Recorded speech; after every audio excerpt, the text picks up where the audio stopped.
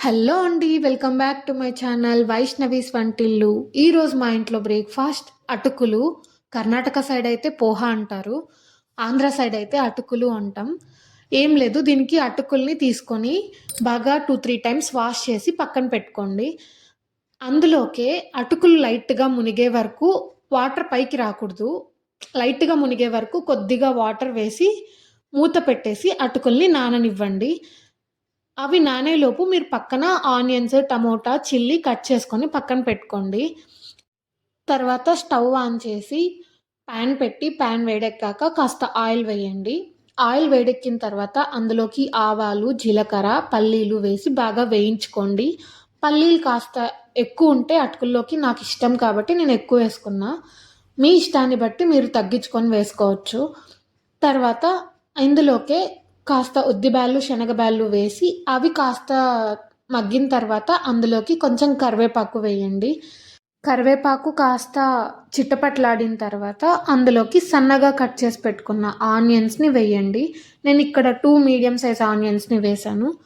వేసి ఆనియన్స్ ఇలా లైట్‌గా మగ్గిన తర్వాత అందులోకి సన్నగా కట్ చేసి పెట్టుకున్న టమోటాను వేయండి. నేనిక్కడ చిన్న సైజ్ టమోటాస్ 2 వేశాను. వేసి బాగా మగ్గనివ్వండి. ఇలా ఆనియన్స్ అండ్ టమోటా బాగా మగ్గిన తర్వాత అందులోకి చిటికెడు పసుపు, 2 టేబుల్ స్పూన్ సాల్ట్ వేసి బాగా కలపండి.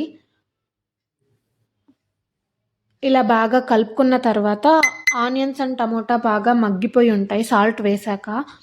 తర్వాత ఇందులోకే నేను ఆల్రెడీ పచ్చిమిర్చి కట్ చేసుకొని పెట్టమని చెప్పా కదా! దాన్ని మిక్సీకి వేసేయండి కాస్త సాల్ట్ వేసి. ఆ పేస్ట్‌ని ఇందులో వేసి బాగా కలపండి.